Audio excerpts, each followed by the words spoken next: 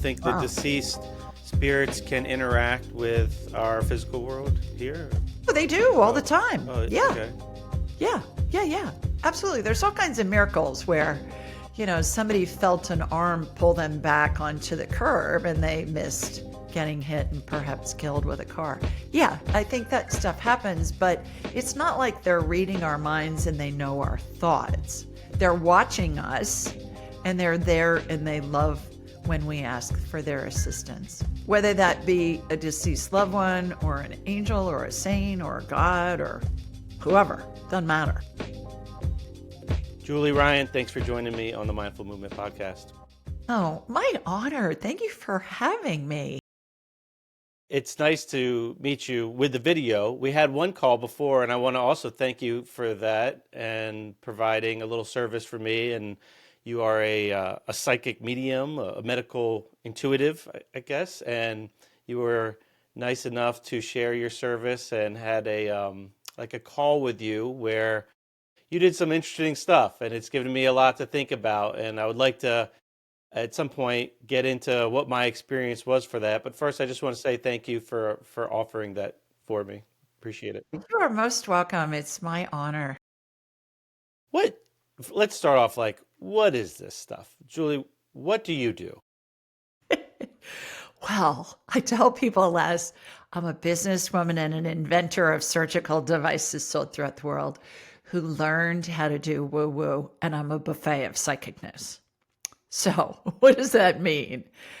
I learned how to communicate with spirit, do past lives. I'm like a human MRI with permission from somebody with whom I'm working, whether they call into my live show. We'll do one tonight. It's every Thursday at 8 Eastern. Ask Julie Ryan. It's a blast because people call in from all over the world, and they ask me questions. They want to talk to their dead grandma. They want me to scan their cat. They've got an acre of pain they want me to check out. And so I'm like a human MRI, and I can see inside people's bodies with their permission. And then I facilitate energetic healing because it's spirit working through me and with me to help people heal themselves, because nobody ever heals anybody else. We all heal ourselves. Think about if you've ever had a big cut and you ended up in the emergency room and got stitches. Well, the doctor sutured your wound, but the doctor didn't make your skin grow back. You made your own skin grow back. And that's how healing works. I also can tell how close to death somebody is. I have coined what I call the 12 phases of transition. We can get into that a little later if you'd like. And talk with angels, spirits, deceased loved ones, whoever. What I've found, Les, is that once we connect with spirit, we can do it all. So that's why I say I'm a buffet of psychicness. Well, how did you know that you were able to do this? If you said you were making surgical devices? Yeah, I've founded 9 companies in 5 industries over 30 years. So I'm one of those crazy wildcat or serial entrepreneurs and an inventor. I have a friend who gave me a book called Anatomy of the Spirit more than 30 years ago by Carolyn Mace. And she called herself a medical intuitive. And I thought, what the heck is that? I'd never heard that term before. And so back then we didn't have the internet yet. And I went to a Barnes and Noble bookstore and I found a book called Hands of Light by Barbara Brennan, who the late Barbara Brennan was a former NASA physicist who parlayed very complex quantum physics principles into understandable languaging for the non-scientific mind. That would be me. And she was using energy to help heal people, help diagnose and heal people. And I was always interested in helping people heal, but I was coming at it from the supply side, manufacturing and inventing surgical devices to help the medical professionals with their patients and help them heal. So it intrigued me. And I finished reading Barbara Brennan's book, and then I called her school to see if there was anybody in my area teaching this stuff. Because I didn't have dead people chasing me around as a kid. Or if I did, I wouldn't have known what to do with that. And Barbara Brennan did have a graduate who was in my area, and I studied with her for 6 years. And now, fast forward, 30 plus years. Barbara Brennan's work was done more than 40 years ago. Fast forward, I teach people all over the world how to do what I do. And everybody can do it from all walks of life. We all are intuitive. We're all healers naturally. We all come in with the ability. It's just a matter of developing and enhancing it. And that just comes with practice. Practice and some techniques. When in my classes, it's 10% technique, 90% transfer of energy at a super high vibration from me to my students. Hundreds of people have taken my classes. I believe we're at 14 or 15 countries now. The only prerequisite is you got to speak English because parlez-vous français un petit peu, just a little bit. So I speak mostly English. I'm not versed in other languages and like a typical American. And so, yeah, people are doing this stuff within the first hour. You know, what took me 6 years to really study and develop more than 30 years ago, I teach in a weekend now. And I also have self paced online classes that are little chunks of the big buffet of psychicness. And people say to me, Les, well, if it took you 6 years to learn it, well, how can you teach it in a weekend? Just like anything else, we used to deliver messages via carrier pigeon, and then we used the Pony Express, the Wells Fargo wagon, and in the post office, and now we communicate instantly with our technology, and everything advances. So I've refined and added my own stuff to the buffet of psychicness, and it's a blast. It's so much fun to do this stuff. Yeah, that's great that you enjoy it so much. Can you give an example, Julie, of you said it's like 10% technique. What's an example of the technique side? Raise my vibrational level to the level of spirit. In my mind's eye, I watch a laser beam come from my body. It'll hook into you wherever you are. I could find you if you were on a planet far, far away, in a galaxy, another galaxy, doesn't matter. And then I envision shooting energy from your feet up through the top of your head. And it's as if I'm looking at an x ray or a CT scan or an MRI. And then something's identified, and then there's a healing, and it So goes it's a on from there. visualization of some sort. For me, when I teach less, I'm really cognizant of people learn in different ways. Some people are visual learners, some people are auditory learners, some people are kinesthetic learners. And so I want to find out what's the best way for you to learn. How do you process information the most easily? I'm a visual learner. If I met you at a party and I heard your name, I'm not going to remember it unless I see it. If you have a name tag on, that will help me if I see your name on a list and then I hear it. A little trick that I've come up with over the years is I'll meet you and I'll hear your name and then I'll envision seeing it printed out in my brain just to help me remember because I'm a visual learner. Somebody who's an auditory learner can see your name badge, but unless they hear your name, they're not going to remember your name.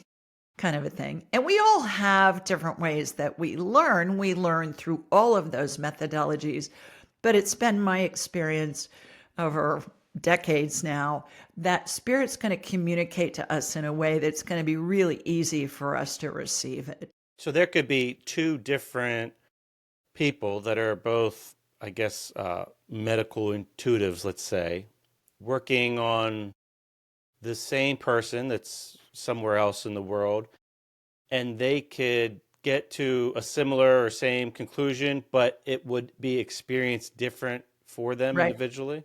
Well, yeah, because everything we experience is subjective to each one of us. And it's all based on our human frame of reference too. Some people like cilantro. Some people think it tastes like soap, like Martha Stewart. I love cilantro, but Martha hates it. She says she feels like she's eating a bar dial soap.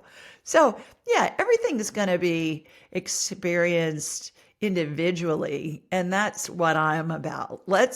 No rules and regulations here. This is super easy. Spirit's communicating with you. We just got to get you used to tune into that channel and let's get information coming to you in a way that it's easy for you to process. All spirit communication, I think it's worth mentioning, Les, all spirit communication is numeric. It's numerical, numbers, comes in numbers. And then our brains decode those numbers into information. Might be visual, might be a kinesthetic feeling like you get goosebumps, might be a sound that you hear or a smell that you smell. Or it's very common when somebody who has a loved one who's passed and they were a smoker when they were alive, they'll walk through a room and they'll smell cigarette smoke and their husband's been dead for 3 years. And they're saying, okay, that just tells me Charlie's here. He's sending me that. I have a fun story about that happening with the smoke. I was in the Driscoll Hotel in Austin, Texas, which is a historic hotel. And I was just having lunch there. And I was reading on the menu that they used to have psychics and mediums that would visit the spa like before the turn of the 20th century. And I thought, oh, that sounds fun. So after lunch, I asked the concierge if somebody could give me a tour. And they did. And the Driscoll is named for Colonel Driscoll, who made his fortune during the Civil War selling beef cattle to the Confederate Army. So there's this huge portrait of Colonel Driscoll in the lobby. So this little bellman's taken me on a tour, and we get up to this area that is in the middle of a bunch of ballrooms. And I'm smelling cigar smoke. And I thought, there is no way they're going to allow somebody to smoke inside this historic hotel, let alone cigars. And so I turned on my radar because I turn it on and off at will. I don't walk around scanning people or looking for ghosts or spirits. And here comes Colonel Driscoll, waltzing through this area, just checking out his hotel. And he looked exactly like he looked in the painting downstairs. And then I had the little bellman take me to the different ballrooms. And this was a hotel where LBJ, President Johnson, would watch the election returns. And so I was in the boardroom where his staff was set up. I thought, maybe I'll see him. I didn't.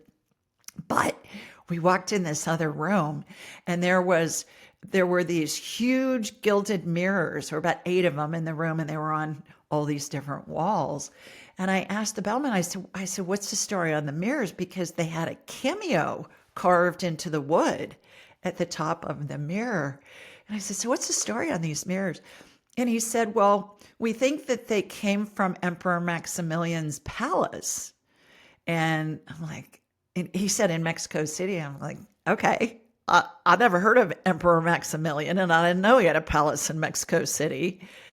And so he said, we think it's his wife, Carlotta. And I'm hearing in my head from spirit, because my radar's turned on, I'm hearing, no, that's his mistress, Jocinda. I said, you ever heard of a Jocinda? And he said, no. So I said, all right. So he's going on talking, and I was curious, so I just called both spirits in. So Carlotta and Jocinda showed up in their ball gowns, Les, like hoop skirts, silk, jewels, tiaras, the whole 9 yards. And they looked like they were best friends.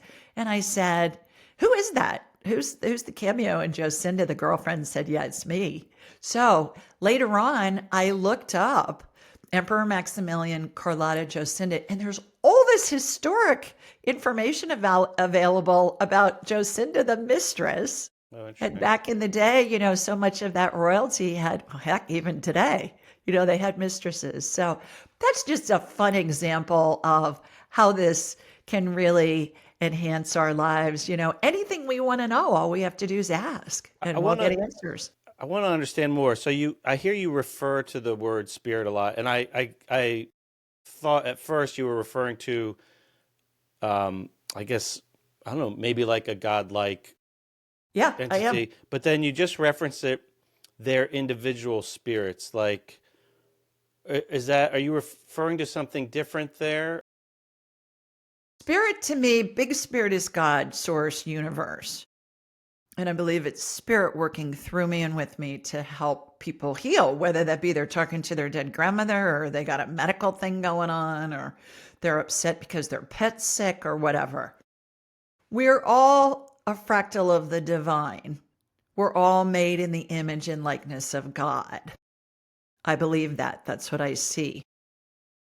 I thought before I got into this woo-woo stuff, and woo, by the way, means source in Taoism. And I think woo woo is just a fun word. So, source, if we're all made in the image and likeness of God, which is source, for many years less, I thought, oh, God looks like Father Time. He looks like some old man, long hair, white beard, white gown, sitting on a throne on a cloud or something. That's not what I believe now. We're made in the image and likeness of God in spirit form. All right. Spirit is energy, source is energy, God is energy. So when we're communicating with, like, Emperor Maximilian's wife, Queen Carlotta, or the Empress, or whatever they called her, or his mistress, Jocinda, it's spirit, God, talking through those entities of spirit, but it's all the same thing. It's like Jocinda and Carlotta are drops of water in the ocean, but they're all the ocean. So do you feel like everybody has an energetic component that just lingers indefinitely, I guess? So like if you're talking to somebody's deceased ancestor or communicating, that there's a piece, there's a energetic essence of them that just still exists somewhere? Yeah. Yeah. And I call that their spirit. It's the energy that is them. And it incarnates many, many different times, many different lifetimes.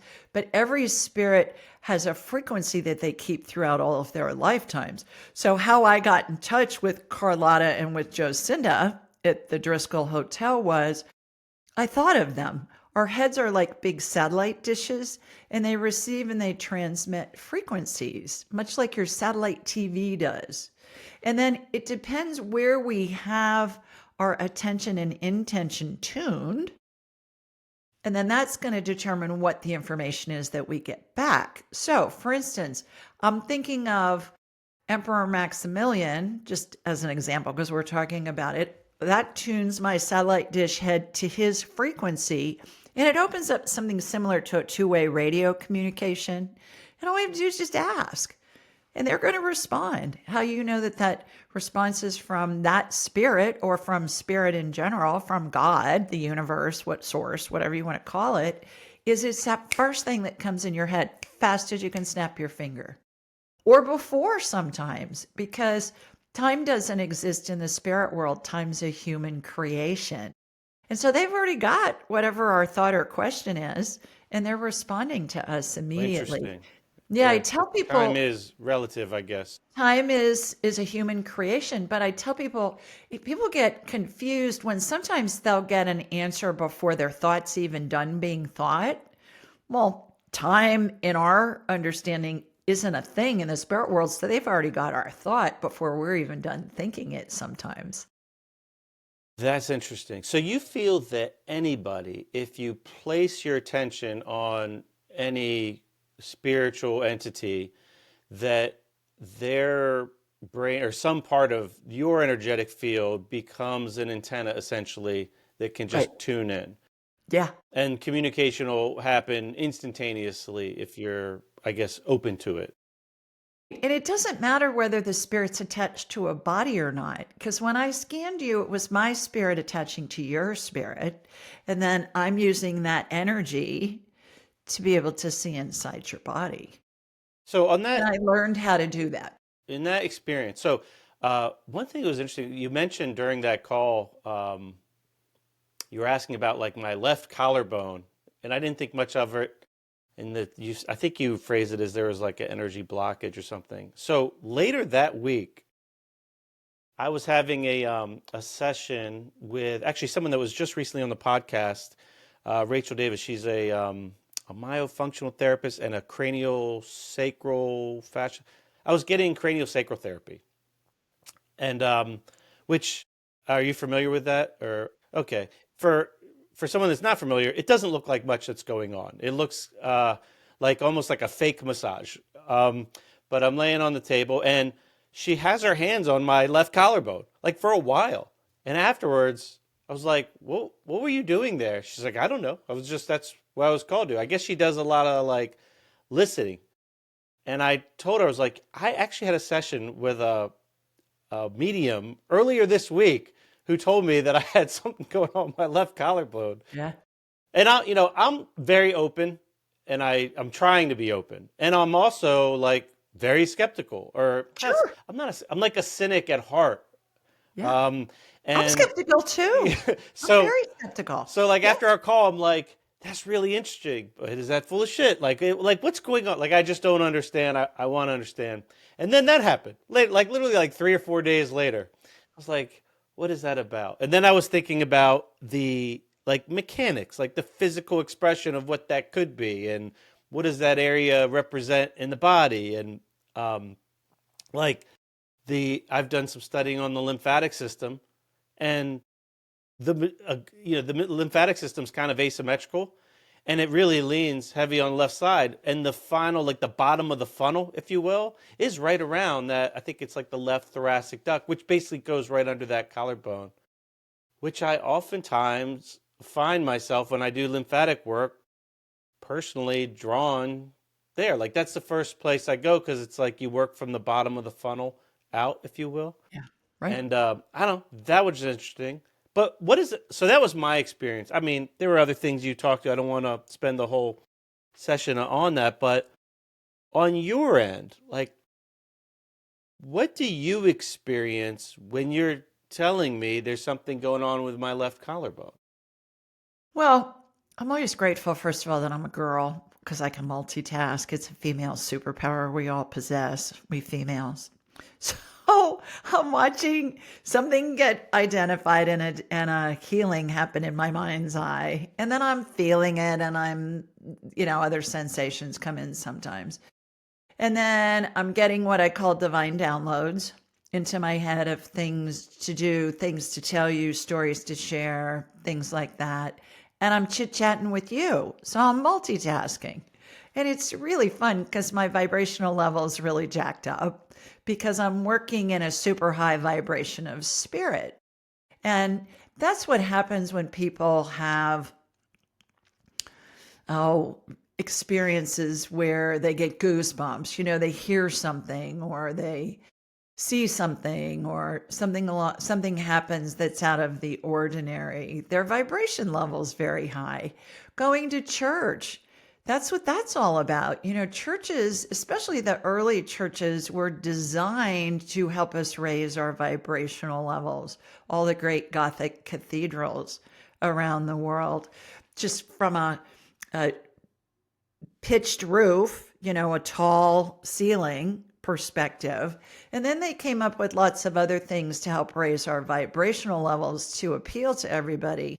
They have music, so it appeals to those that are auditory learners. We have incense and candles burning and things like that that appeals to the olfactory. We have visuals in the architecture of the church and also in the beautifully designed stained glass windows and whatever the statues and all of that are in there. And it was all designed to create an atmosphere where we could raise our vibrational level and access guidance from God.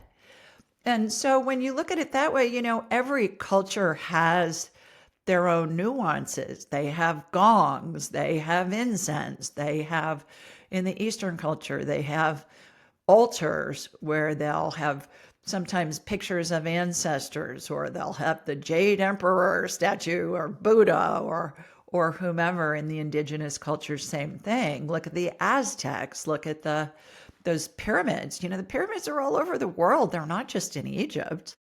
And so all of those things were designed to help us raise our vibrational level. And so that's what I do. I turn my vibrational level on. I call it my radar. I turn my radar off and on at a moment's notice. And it's a new meaning for the acronym AI. It's attention intention. Where's your attention? That tunes your satellite dish head to that frequency if you want to talk to a spirit. And the other interesting thing too, Les, is you don't have to have known that person. Who do you want to talk to? You want to talk to Moses or Jesus or Napoleon or Elvis? It don't matter. You just think of them, and that tunes your satellite dish head to their frequency, and then you can communicate with them.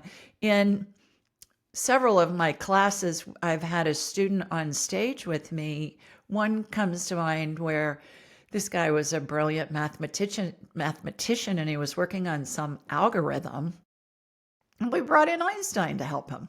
Another was a research scientist at Harvard and was doing research on breast cancer and vitamin C. We had Linus Pauling spirit there that was talking with us. We had Merlin the magician show up with a student in my last training a couple of months ago in Atlanta. So it's always fascinating. And then we are able to take part in watching and listening to the conversation.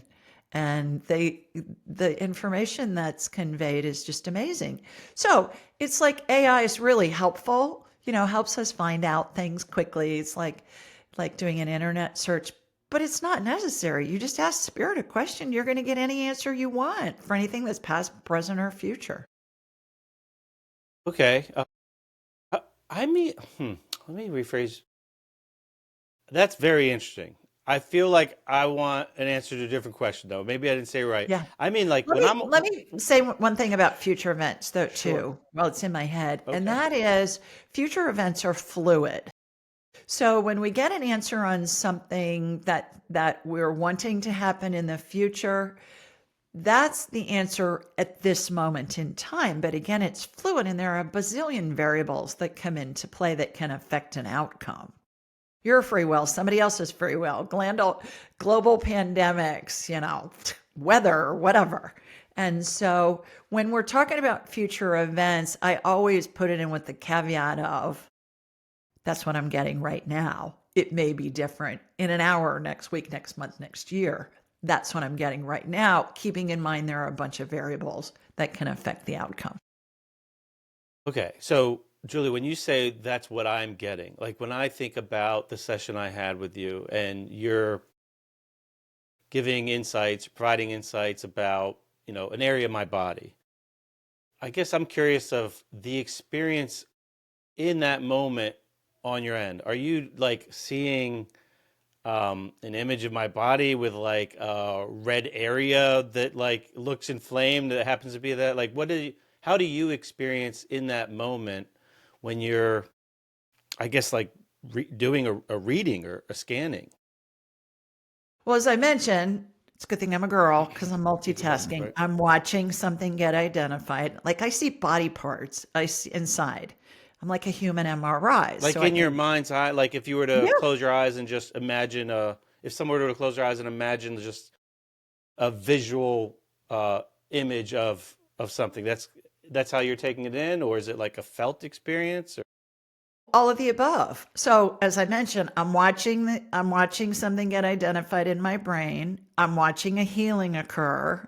I'm talking to you and I'm getting information downloaded into my head of things to use as analogies. Spirit communicates to me very visually because I'm a visual learner. And my analogies are hilarious a lot of the time. Less I may tell you, oh, your elbow looks like whipped cream or something crazy. Spirit's going to give me a visual that I can describe to you so you can envision it from your human perspective. When you do that, it helps integrate the healing into your body. Here's an example.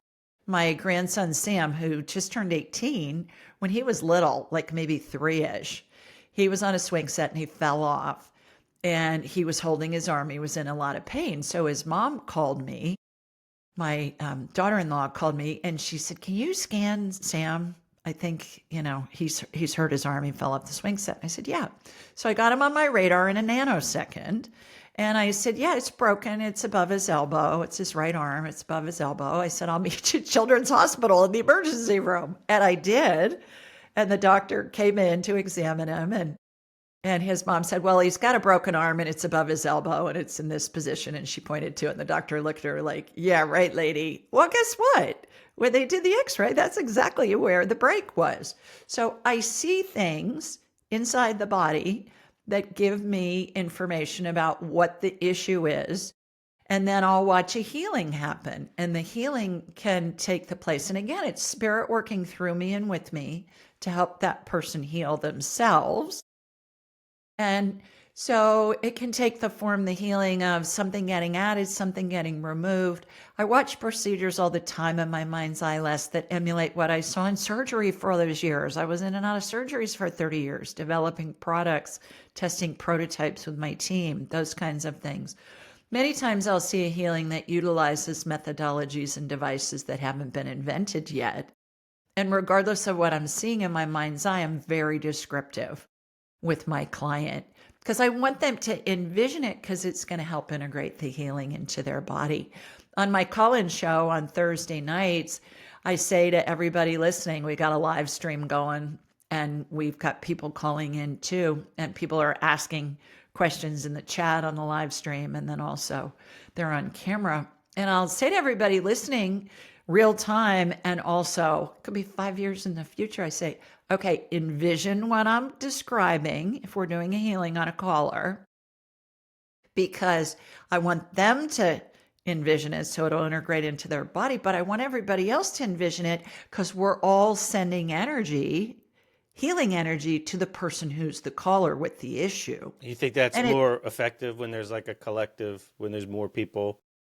I I think that it is both very, very valuable. I think that it's been my experience in doing this tens of thousands of times over the years that it's like the power of prayer.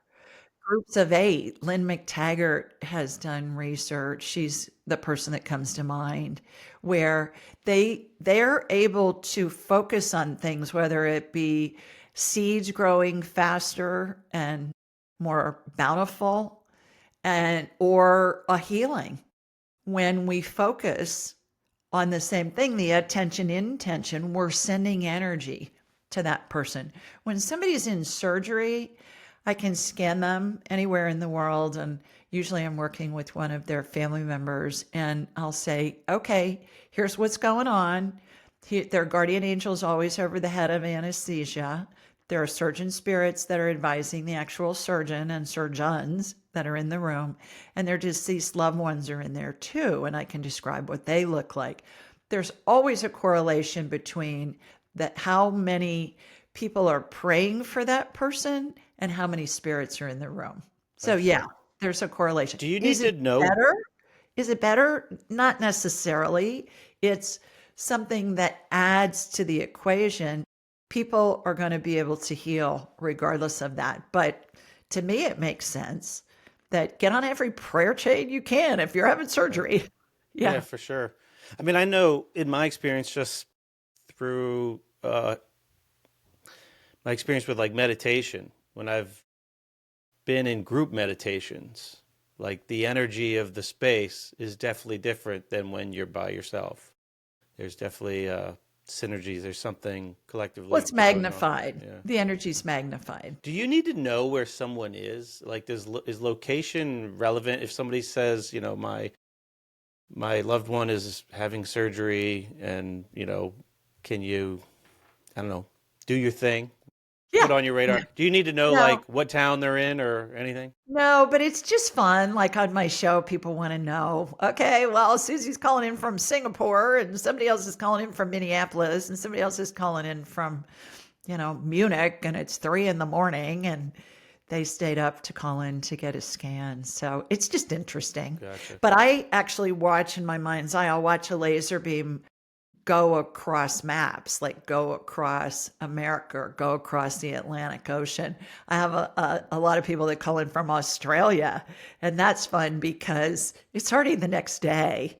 Because I'll do the show at 8 p.m. Eastern, and it'll be in the morning already in Australia. And I was like, this is like a sci-fi movie. We're talking to each other in real time, and it's already the next day. But I'll watch my laser beam in my mind's eye go underneath the globe and go to Australia. So it's just visuals that spirit gives us to give us a human frame of reference for what we're doing. Does is the idea of remote viewing? Well, I guess is that what's going on? Is that the same kind of category of things? Yeah, yeah.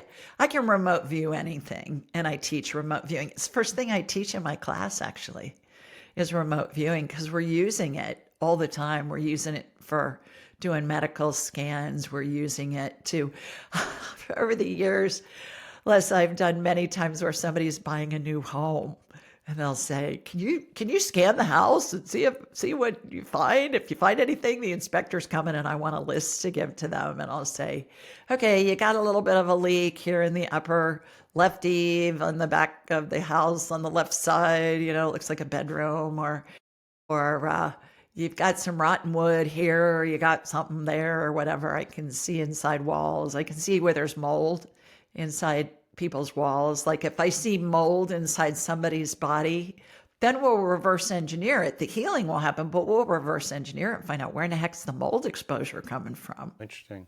And so that makes it really fun too. Yeah, I was talking with somebody yesterday who her body was full of mold inside, which causes all these crazy symptoms that don't seem to be connected, but they are.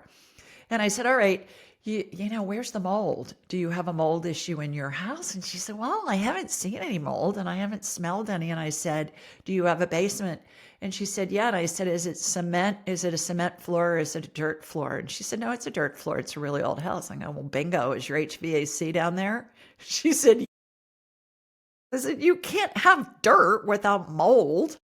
And so her HVAC is down there. So it's spreading all those mold spores, when the heat or the air conditioning's on around her whole house. Yeah, And unfortunately, I think mold is really common. You see, I think a lot of people it's are very common. affected Yeah. by it, And whether it's they a know it or not. missing diagnosis too. Yeah. A lot Well, of, I think it's kind of doctors aren't trained for it. misunderstood in the, I guess, like the traditional Western medical model. They don't, Well, they're just not trained to look right? for it They don't or have what the to do with toolkit it. for it. Yeah. I have a guy who is a physician in Santa Barbara, ER physician, and he was bedridden. I mean, he had all kinds of neurological problems. The guy was dying, and his dad scheduled an appointment with me. And I scanned him and I said, "He is full, full, full of mold." And he'd been to every doctor that he knew. I mean, he was a physician himself. And so I got him in touch with a mold expert, and there was a new test that had been developed, and I got him in touch with them, and he did the test and they got him well. 6 months later he called me and he said, "You saved my life." I said, "No, I didn't." I said, "You healed yourself. I was just the conduit to help you heal yourself." What I do is part of the healing equation: Eastern medicine, Western medicine, complementary, chiropractic, whatever, all part of the puzzle that's the healing equation. And that's just one area I work in. Have you done any research on or learning about our governments like remote viewing? Yeah, all the intelligence agencies. CIA has a whole department of people that they train to do remote viewing. One of the most famous remote viewers was a guy named Ingo Swann during the Cold War, and he did a lot of research with Stanford University in Palo Alto, California. And there's a great documentary on YouTube called Third Eye Spies. And back then, the ICBMs, the nuclear weapons, the Russians had them on mobile. They were like these big trucks and they would move them around. And the satellite technology wasn't advanced enough yet to be able to really pinpoint where they were, especially if they were hidden in forests or dense foliage. And these guys were nailing it. They knew exactly what was going on. And how it all came about was the Russians had departments of people that were doing remote viewing on the US Do and you other think they're countries. still doing that? Do you think this? Absolutely. I know they are. Yeah. Yeah. Yeah. The CIA has a whole department of people. Every military intelligence operation globally has remote viewers. Have you ever been approached by any of those organizations or? Not interested, not my wheelhouse. Gotcha. Yeah. So there's guys you think that like just sit in an office all day and they have orders to like find where the enemy's stuff is? Yeah. Yeah. Watch that Third Eye Spies. Um, uh, well, it's like a documentary that's on YouTube. They not only found the Russian, where those Russian missiles were, but they found some really clandestine military intelligence something something in a mountaintop. And back then the different intelligence agencies didn't communicate with one another. like the Army wasn't communicating with the Navy or the CIA or whatever. They were so mad that somebody was not able to find specifically where they were from a latitude and longitude standpoint, but also they could describe what they saw inside, what the setup was inside. Oh, yeah, this is a real thing. Is it used at all on a more local, well, I guess even a national level in like crime solving, I guess, or Yes, I have done some of that where there will be a missing person and I'll be able to give them latitude and longitude coordinates of where that person is. There was a woman who called into my show many years ago. We're on episode like 725, and wow. this was maybe in the first 100 episodes. So it was several years ago. And they had a family friend whose daughter was missing. And so I tuned into I got the daughter's name. So I connected to my caller and connected from my caller to this missing woman's spirit. And her spirit showed up right in front of my desk. So I knew she was dead. And I saw a scene of her riding a bike and being forced off the road by a pickup truck into a cornfield. And she was pretty far into the cornfield and then was killed. And so I was able to come up with latitude and longitudinal information that helped the police find her. Also, it's been fun because when somebody has a loved one at the end of their lives and they're wondering if they have a safety deposit box or a will or anything, and grandma's in a coma, I'm talking to grandma's spirit. She hasn't died yet. Her spirit's still attached to her body. And we can talk about that, what happens when somebody dies. And so I'll say, do you have a will? Yeah. Where is it? It's in my safety deposit box. Where's the safety deposit box? This is in South Africa. I think it was Cape Town. And she said, it's on X Street, it's at XYZ Bank, and it's box number whatever. And so we got that information to the family, and the family was able to access that That's information. Yeah, that's crazy. I know. So what does you said that we could talk about what happens when someone dies.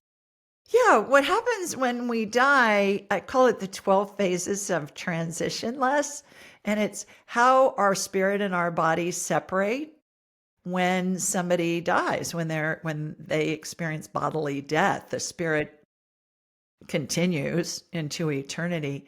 And so the spirit exits the body through the top of the head. My experience is that our body's inside our spirit. The spirit's the main power source for the body. And if you look at an old master's painting of a religious figure, Jesus, Buddha, a saint, whoever, oftentimes they're depicted with a halo around their head or around their whole body. That's their spirit. It's their energy field. It's their aura. You hear these different names. And so as the body and the spirit are detaching from one another, the spirit hangs on to the top of the head, and it looks like a speech bubble in a cartoon.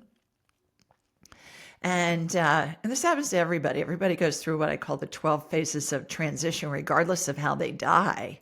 If it's instantly, like in the case of a homicide or suicide, or prolonged over days, weeks, months, even years, perhaps somebody has Alzheimer's or cancer or whatever. And so then I call that phase one. And then what happens is the closest maternal spirit to the person who's dying, they're the next thing that happens. They show up and they run the spirit world side of the dying equation, which really surprised me because I thought God probably had like a death department in heaven. And they'd say, oh, Maggie May's dying in Mississippi. Let's dispatch a bunch of angels to help. The angels come in, but it's the maternal spirit closest to the person who's dying who's running the show from the spirit world. So, for example, my mother's deceased. When I'm dying, it will be my mother who will come in first and will run the show. If she was still alive, it would be my maternal grandmother. If she was still alive, it would be her mother, be my maternal grandmother's mother. It's always on the maternal line, which is interesting. And in many cultures, children are not considered, like in the Jewish culture, children aren't considered Jewish unless they're born of a Jewish mother. And I see that in other cultures too. So I think there's more to the story than that. And then the paternal spirit closest to the dying person shows up. And then these angels show up. And these are big old angels, Les. They look, I went through 12 years of Catholic schools. So they look the way I was taught they look: big wings, white gown, rope belt, bare feet. Somebody that grew up in an indigenous culture in the middle of the Amazon may see angel energy as just a blob of purple fog. We're all going to experience spirit in a way that we can understand who they are based on our own frame of reference. What have we been taught? What have we experienced? That kind of thing. And then they form a circle. Let's say, for example, in this instance, the person who's dying is in a bed. So the parent spirits are at the person's feet, the dying person's feet, and then these big old angels are around them and they form a circle. And then as the dying person is getting closer to departure, that circle opens up into a horseshoe and eventually a straight line, let's say across the foot of the bed. And I call that angelic crowd control because there are so many spirits that are there to welcome them. I call them the Welcome to Heaven Committee. They remind me of the welcome wagon ladies when I was a kid. If you moved into a new neighborhood, the welcome wagon ladies would bring you a cake or a basket of goodies or something to welcome you to the neighborhood. And then pet spirits are there, and the deceased loved ones' spirits are there, and then spirits from all of that person's lifetimes, and they're in period dress, which is interesting. So I may see people dressed as cavemen and people dressed as the Renaissance era in the 1960s in go-go boots and miniskirts and all of that. And it's thousands and thousands and thousands of spirits are there to welcome the person to heaven. Everybody goes to heaven. All spirits are pure love. Everybody goes to heaven. There was a movie out in the 1980s called All Dogs Go to Heaven. Well, all people go to heaven too, which is an interesting concept for those of us raised in the Judeo-Christian culture, especially. A couple of nuances happen along the line, along that Wait, way. you're saying those religions have that wrong, basically, or I'm saying that all spirits go to heaven. Everybody. how do you think they created the idea of the opposing side of heaven? Yeah, Do you- of hell. yeah, do you think that's just to control people or to create a scaffolding so that there's like a collective moral code? Control the people with fear, control the masses with fear. Look what happened during the pandemic. People did stupid stuff because They they were did. so afraid, There's some of right? them are still doing stupid. I know. Yeah. And so, yeah, that's been an interesting concept for me. And I've just heard it and seen it so many times, like tens of thousands of times over the years, that it's just like, okay, yeah, I buy it. And so, a couple of nuances, if I may, that happen. One is that when the animal spirits show up, if somebody lives on a farm or perhaps did at some point in their life, I'll see farm animals and I'll say, did your granddad live on a farm or does he now? Because there are horses and chicks and ducks and pigs and, stuff like that. They'll say, yeah, he did. And I'll describe what the pets look like And they'll and be there as a show of like a loving welcome too, like for the same exactly, purpose. exactly. And then about phase 5, Les, on either side of that spirit bubble, there are 2 additional angels that show up. And about phase 9, between phase 9 and phase 10, their wings start to move. And it's this slow rhythmic movement. Now, the first time I saw any of this was when my own mother was dying in 2002.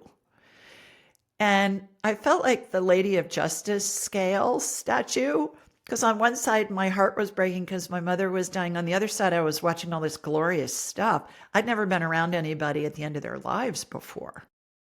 And I was like, whoa, this is something else. And so these wings start to move of these angels, and it reminded me of a giant owl. Slow, rhythmic, silent movement of the wings.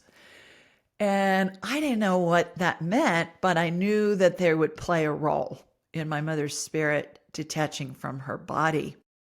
And what I found over a few hours was the movement of the wings was forming a vortex above my mom's head. And it had a very strong upward pull. Reminded me of being in the car wash at the end when they turn the dryer on and it's sucking all the water off your car. That's what it felt like. I could see it, I could hear it, I could feel it. And that, in fact, is what happened. Her spirit went through that vortex, and then those angels escorted her to heaven.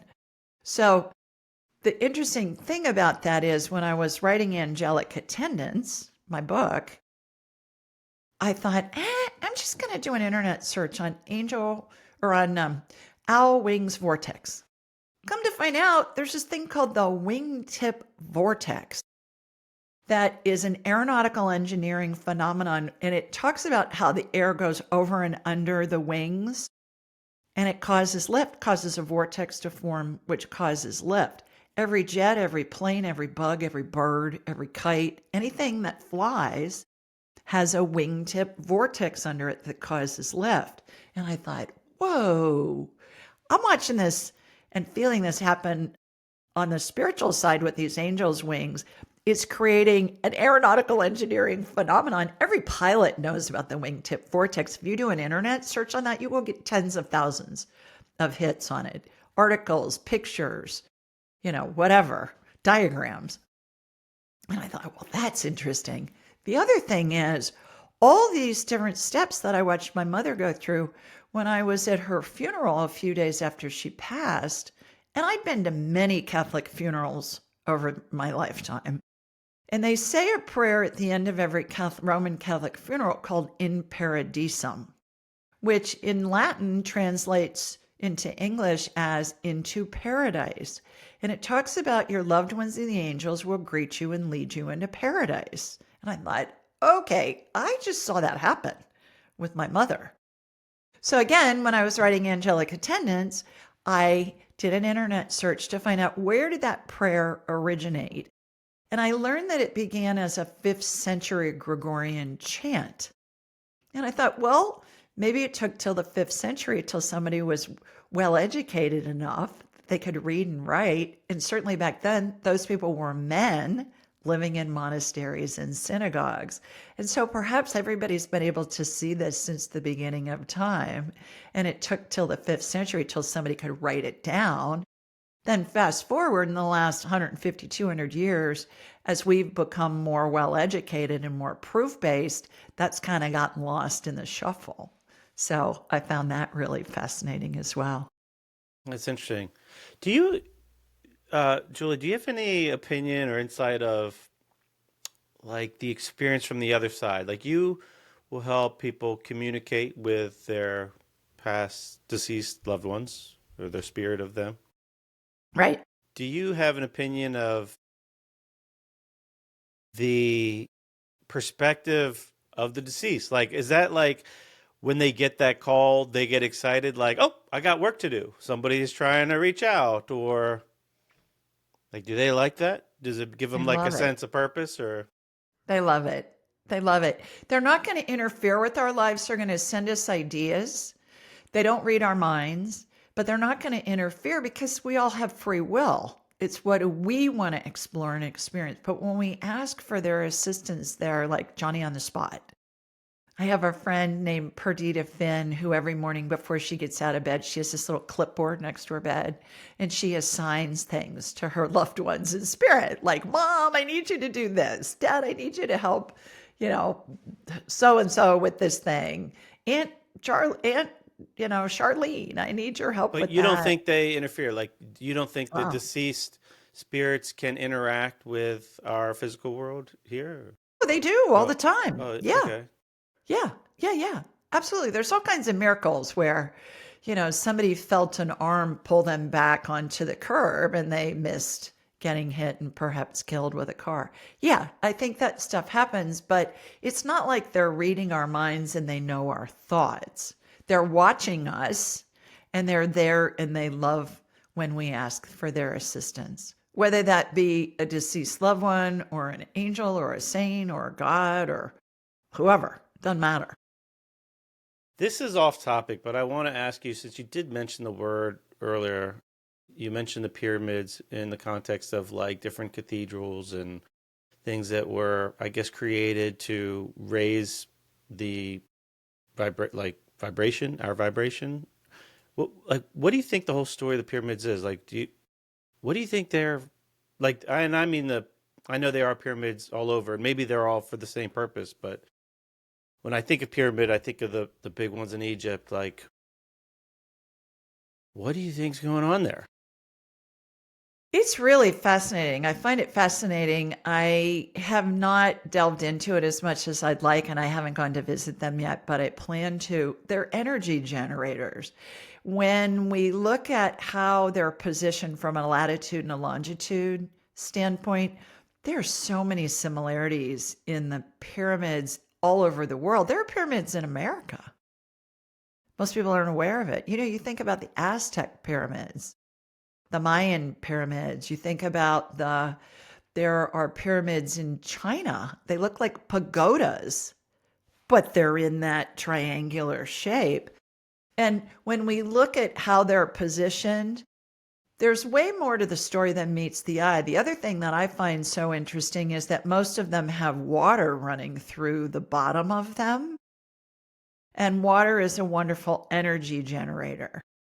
There are many stories and a lot of It also research. carries frequency, right? Can't Exactly. water hold frequency? Right. And there are many stories about, especially the Bosnian pyramids I've read about. And people will go into the bowels of the Bosnian pyramids where there's a stream running through them for billions of years. I mean, the stream is still running through them. And they'll go down and they'll have diabetes or cancer or something, and they'll come out an hour or 2 hours later and they're completely healed. So there's definitely something going on there. There are schools of thought that they were some kind of a galactic internet kind of thing where different species from other planets perhaps could communicate. Is it feasible? Yeah. Do I know it to be true? No. I haven't looked into it, but it's fascinating. For sure. You said so. Yeah. You said Bosnian pyramids. I've never heard that. I'm gonna look that up. Yeah, I feel like if there's one time I could go back and see like what the scene was like, it would be probably that. Like, what were you guys Yeah. doing with this thing? I have a graduate of my class last who is native Hawaiian, and she lives on the Big Island, and her like fourth great grandmother came in, double great, triple great, whatever grandmother came in. And she had some Hawaiian name that I couldn't pronounce. So I just started calling her Grandma Honolulu just to make it easy for me. And spirits don't care what we call them. They just, they identify with their frequency. It's like, okay, 1737, come in.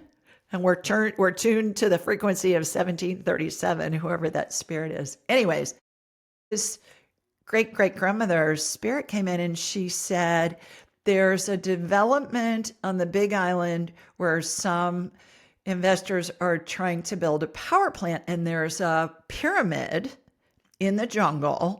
And if that power plant is built, it will mess up the ecosystem for a bunch of islands in the Pacific. You got to help that not happen. She was like, okay, I don't know about any pyramids in the jungle. And they have this whole elder thing in Hawaii, back from the Hawaiian culture and when the king and the queen were there and King Kamehameha and all those guys. Anyways, long story short, she was able to get to the elders in that area, and there was in fact a pyramid in that jungle that nobody knew about. It was like one of those secret hideout things like in an Indiana Jones movie. And there was in fact a developer that was trying to build a power plant there. How did that developer know that the energy in that location was so perfect to be able to harness it and build a power plant. Well, were they using remote viewing? Who knows? But, anyways, they got it stopped. So, all these different situations arise, and it's really helpful to have access to spirit because they know everything. May I tell you a little bit about my main spirit guide? Sure, of course.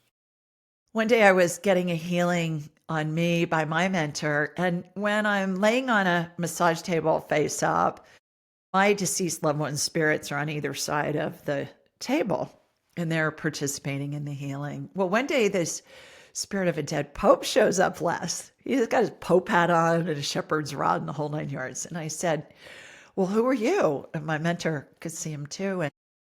And he said, I'm Clement. And I said, okay, I'm so sorry. I've never heard of a Pope Clement. And he laughed and he said, well, I was never 6. I said, great. How may I help you? Kind of like, why are you here? And he said, you're supposed to teach the world what happens when somebody dies. And he said, it's been bastardized over the millennia and people are so afraid. And there's nothing to be afraid of. It's glorious and you know it because I had seen it many times by this point. This was several years after my mom had passed, and I'd done that with many other people. So I said, well, thank you so much for the offer, but you see, I'm a businesswoman. I'm not interested because if I do that, people will think I'm nuts. And he laughed and he said, yeah. Everything you've done in your career has prepared you for this. Just get on with it. And again, I said, thank you so much, but I'm not interested. So I go in the car to leave a few minutes later, Les, and I looked up Pope Clement VI. Well, come to find out, this guy was in office during the Black Plague. And he's best known for his prayers for the dying and his prayers for the dead. And I thought, Ryan, you can't make that up. And so he prodded me over the years. Took a few more years for me to get the golden ovary courage. Because, guys have brass balls and girls have golden ovaries. Didn't know that. So it took me a little bit of time. Two other quick parts to that story, if I may. The second part was a few years later, and I just like was running my companies and doing the mom and the wife and, my regular life. And I'm sitting in church and I'm between my husband and my son, and from the pulpit, the priest on Sunday says, wouldn't it be nice if somebody could tell us whether or not the angels and our loved ones greet us and really lead us to heaven? And he said, because people are so afraid, they don't know if they're going to fly or fry. Wouldn't it be nice if somebody could tell us that? And I'm getting elbowed from my husband and my son. And I'm thinking, really, God, from the pulpit, you're giving me grief about this? Seriously? So I wrote angelic attendants and I put up my website and I thought, okay, let's just see what happens. A month later, I'm giving a talk to a business talk to at a conference, and it's a bunch of C-suite executives, primarily men. And at the end of my talk list, this man comes up and he's got his iPad open. It's open to askjulieryan.com. And he says, is this you? And I'm thinking, yeah, that's my picture. And I'm thinking, oh, here we go. And he said, I'm really interested in learning more. Can we sit together at lunch? And I have a smile on my face and I said, yes, that would be wonderful. And I'm thinking, oh, great. I'm just going to get pummeled for an hour at lunch over my woo-woo stuff. So I'm sitting at this table of 7 C-suite executive men and me. All they wanted to talk about was woo-woo, spiritual stuff. They didn't want to talk about their businesses, what my talk was, what the conference was about. They wanted to hear all this other stuff. And I thought, okay, God, I'm in. You got my attention here. And that's really when all of this took off. Well, interesting. Yeah, people were interested. It's an interesting topic.